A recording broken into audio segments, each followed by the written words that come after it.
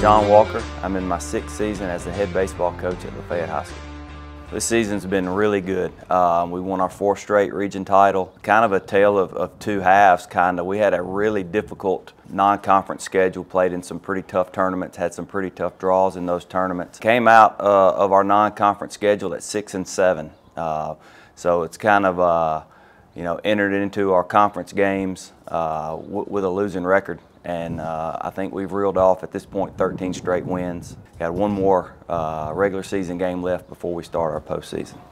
You know, this time of year, the monotony sets in a little bit, and we've been doing this since we got back from Christmas break. And there's only so much pepper you can put on a practice to make it taste different, to make it a little bit different each day. So if we don't have that competitive aspect, practice can get really boring really quick. And we also got to do a good job of managing how much we're on our feet this time of year, because again, we've been doing this for almost 4 full months now, and that's a long time. Well, last season we had a little bit more success early in the year. Won a region title last year as well, but we came out of the region and had 4 or 5 games before the postseason started and didn't fare so well in those games and kind of limped into the postseason and got swept out of the 2nd round by Saltillo and kind of ended a little bit short of what our yearly goals are. Each one of these guys or each one of these groups are kind of on different things, and there's different things inside the group. So out here we got most of our 9th grade guys and our position player only guys, and they're all on just a basic prep to play type program today. Our 9th grade guys have their last game tomorrow night, so all of them are conserving their arms today. So I don't know if there's really been anything that stands out as the #1 difference maker. We had a lot of guys that returned from last year's team that had got their first years of experience in 2022, and we're a very experienced, very old team. We have 25 upperclassmen in our junior and senior classes combined, and their maturity goes a long way in this game, and being able to understand and have the experience of what's going on, and guys that were a part of that on an everyday basis last year kind of understand where we fell short, kind of what the feeling was after our conference season was over, and just kind of what went wrong for us down the stretch. And we kind of rectified some of those things. We were a little bit more relaxed coming out of our region schedule last year than maybe we should have been, and had maybe a little bit of a false sense of how good we were, and let some things slide. And this year we kind of paid a little extra attention to some of the things that caused us to have trouble late in the year last year. Habit of coming out of there with that ball in your glove and you showing that you got the tag. Good. Switch. Well, we have expectations. Every day our guys get a practice plan early. Like today they got it at 9 o'clock, but usually they get it before lunch every day, sent to them digitally. They know exactly what's going to be going on that day at practice, and if there are things that they are unsure of or maybe have some questions about, they can ask those before we get started, and hopefully our practice runs seamlessly and runs smoothly. And the last thing you want as a coach, and the last thing you want even as a player, is for practice to get boring, to get frustrating because things aren't working smoothly. And I'm one of those people from a coaching standpoint that if things don't run smooth or if things aren't working like we feel like they should be working, we're gonna scratch it and move on to something else, and come back and revisit whatever the problem was after practice, and then probably work on it the very next day. They kind of understand when things are starting to kind of slide off the road or kind of teeter on the edge of that cliff, and most of the time they can remedy it, they can fix it. They have an understanding when my volume gets up or my pitch gets a little high that things aren't going very well, and they're pretty good about finding ways to fix it. With this slash, everything stays in the back foot where I don't have to go from here to here. It's how much my head moves in there. If I'm here, then all it does is come straight back. Live hit and run, full hit and run. Do it right at first base. I think from a motivation standpoint, I think it's a two-way deal. I think the majority of that, you have to be internally motivated. It has to be important to you. It's a very difficult game to play if you're not internally motivated as a player, because there's going to be times, probably more times than not, where you're not successful. So if you can continue to understand the internal motivation side of it and continue to drive yourself, the external motivation, which comes from the coaching staff, becomes a little bit more kind of encouraging than motivating, if that makes any sense. You're going to have bad days to where the focus starts to drift, where the success of the drill is not where you would like it to be. And I think that's where the external motivation comes in, to where a coach can give him maybe some pointers or some tips or some things that he's doing incorrectly to kind of trigger that, and then just kind of in kind of turn try to tell them, hey, you got it, this is all you have to do. I'll be the first to say I'm not the best at that. You know, from a coach's standpoint, address the negative is kind of the way I go about things. And every day at practice there's some type of motivational or educational quote that always is kind of the theme of the day. And so I think that we can always go back to that, and it always seems to come up in practice where that quote would trigger, where it kind of fits perfectly into that day. It almost seems to, or maybe it addresses something that happened in a practice prior, and we're coming back and going to address it that way.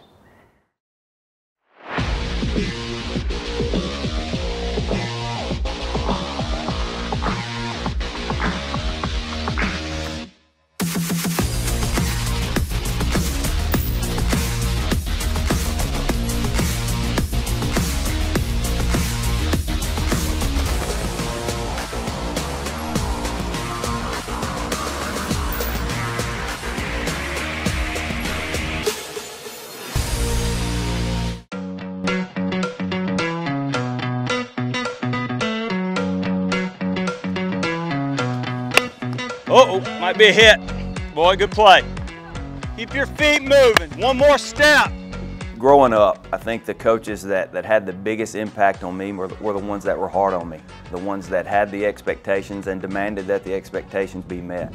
And that goes all the way back to Little League and my father, who was an extremely tough coach on me. I think I've kind of modeled my coaching style after that. I think my personality fits that. I'm kind of I love to have fun, and I'll joke with the guys, but I have a switch that I get no nonsense in a hurry, and that's kind of the way our guys expect me to be every day. I'm in I think my 20th season, not all as head coaches, but my 20th season as a coach at the high school level or above, and it's the way I've always been. Even as an assistant, I had expectations for guys. I had expectations for myself, and there are no greater expectations on our players than what the expectations I have for myself and my coaching staff, and everybody that's involved. The intensity level and the expectation level typically go hand in hand, and I don't ever want to waver from that. That's a go get 'em. That's a go get 'em. Pitchers, no matter where you deliver the ball, you go to a corner. If you throw to the middle, you go to the corner. If you throw to first, you go to the corner. Got it? This year, our strong suit has been our pitching. The depth in the pitching have been kind of our key pieces. I think the hitting side has been up and down for us. At times we're really offensive, at times we're really, really good.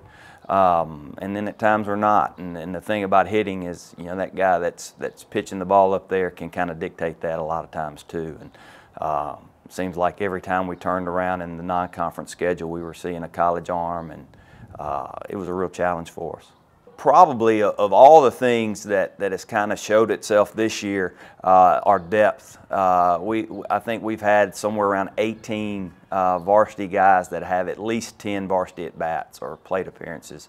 And with the schedule that we've played and the challenges that we faced with that schedule, to be able to play that many guys and rotate that many guys, I think that's helped us kind of get to this point to kind of, okay, well, these two guys have been battling out, you know, at this position, and this guy has markedly done better. So, you know, obviously he's our guy moving forward. So we've been able to sort through some things. There's still some things that, you know, we've had guys that have, multiple guys that have played well at certain positions, and we're still trying to find pieces. But it's at the point of the year now where if you kind of have that mindset of, you know, all I can control is what I do right here.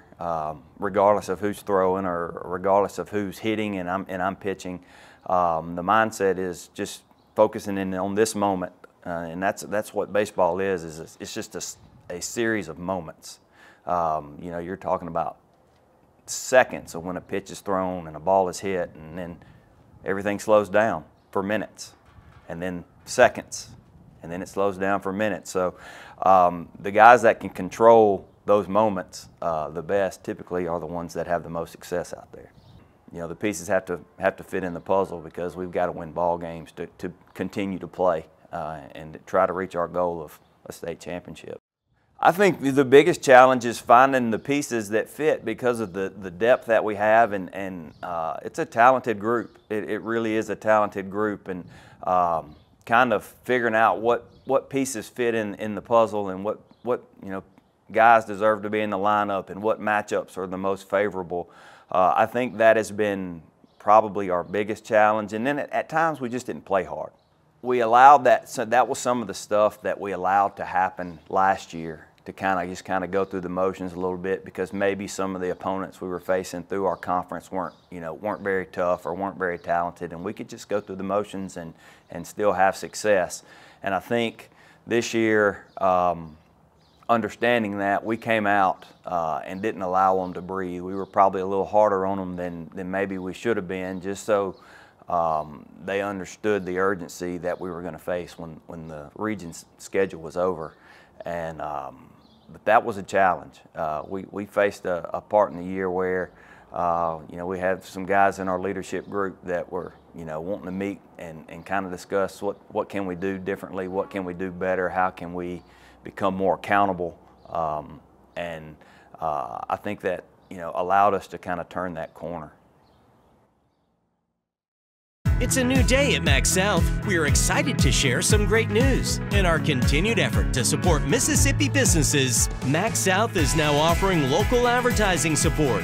Through high-quality programming, we combine traditional television and premium digital advertising, allowing your multimedia campaign to reach your targeted audience at any time on any device. Call MaxxSouth Media Sales today at 662-701-8628. Why wait on the other guys? Your Max Fiber is here. MaxxSouth Broadband has fiber in your area. Max Fiber will provide you with a more reliable connection, faster upload speeds, and fewer service interruptions. MaxxSouth Broadband has no contracts, data caps, and better fiber prices than our competitors. Don't wait. Call today and ask about Max Fiber and how you can get up to a month free service. MaxxSouth Broadband. Experience the max.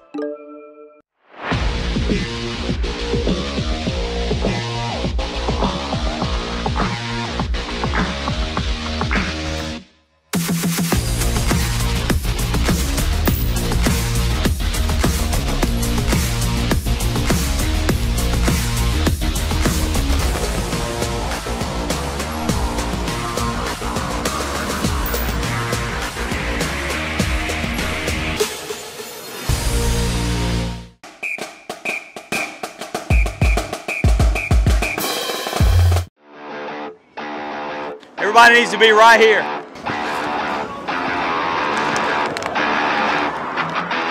Guys, I'm not sure why we repeatedly mess that up, okay? But here's what I know, okay? The best teams in this 5A bracket all live and die with that type of stuff. Every one of them. If they get an opportunity to run a first and third play, they are going to run it. The bottom line is to prevent the run from scoring. So you have to execute everything we do with that intent, okay? Everybody that is a really good baseball player is a really good competitor. They love to compete, no matter what. It could be ping pong, it could be Connect Four, it can be tic-tac-toe, it could be a foot race, it could be anything. But guys that kind of reach that next level and become really great elite baseball players are competitors. You know, there are guys that can run, and there are guys that can't run. There are guys that can throw really hard, and there are guys that can't. There are guys that can locate and spin pitches, and there are guys that can hit for power, and there are guys that have a really high contact rate. There are guys that can really defend. But the bottom line and the common denominator for the elite ones are the fact that they compete.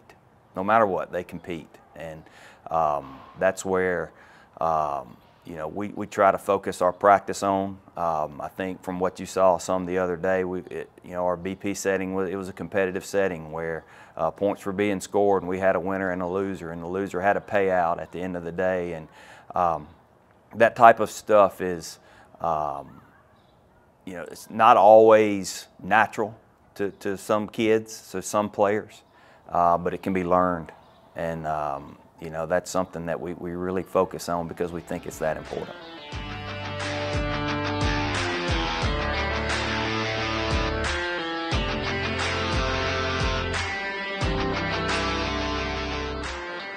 We had a good run through our league and had some really nice non-conference wins here this past week and a half or so.